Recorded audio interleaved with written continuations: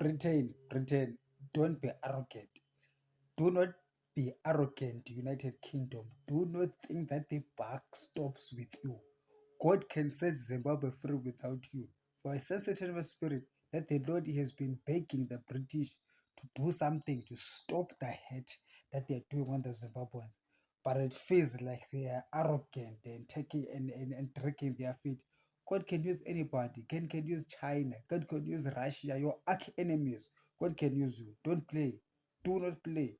Don't think that the glory of God is waiting for the mighty British, to make a decision. And like, oh, how the lives and livelihoods of these black Zimbabweans, gentlemen, in the United Kingdom, God wants you to know, are not in your hands. They're in the hands of Jehovah. Just because God gave you the ability to have power over them, have some level of dominion over them, and able to live with some sanctions and hardship upon them, does not mean that Jehovah has made you gods. Hear very carefully, United Kingdom, the Spirit of God is speaking to you. Do not think that you have become gods because God has given you some dominion over these people, my people, who are called by my name, who worship me day and night, instead of you who worship the devils, the evils that you worship. And God knows that. Okay, God knows that, but He's quiet and still gives you dominion over these black people. But then you mustn't think that the buck stops with you. For China is getting ready as well to bless Zimbabwe in a way that Britain will not be able to do so.